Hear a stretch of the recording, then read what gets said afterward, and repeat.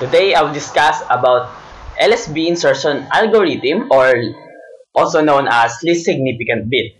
Let's get started. Least significant bit is commonly used method in steganography.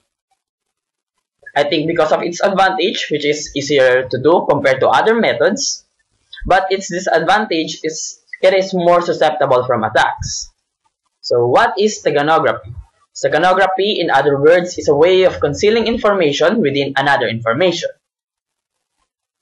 What is least significant bit?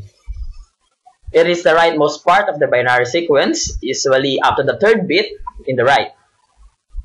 If you are asking me why the rightmost part is the LSB, or least significant bit, it is because the value of the bits in the right is smaller and it's doubled as you move to the left.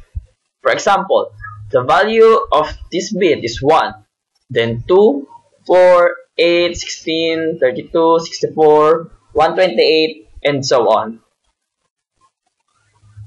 Why in least significant bit? Because the changes you made is not that much visible compared to the other bits in a binary sequence. How does least significant bit works? For example, we have this binary sequence as the cover data, and this binary sequence as the data we want to hide.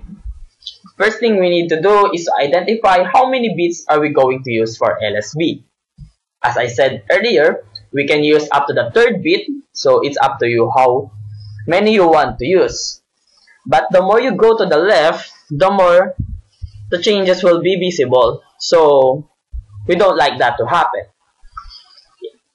In this example, I will use up to the third bit, so in the hidden data, we'll also use 3 bits.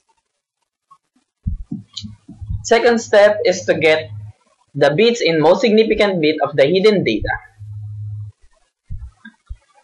Then third step is to replace it in the least significant bit of the cover data.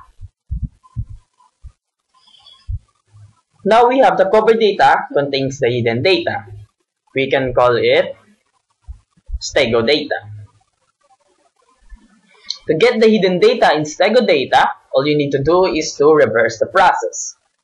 That's all. Thank you.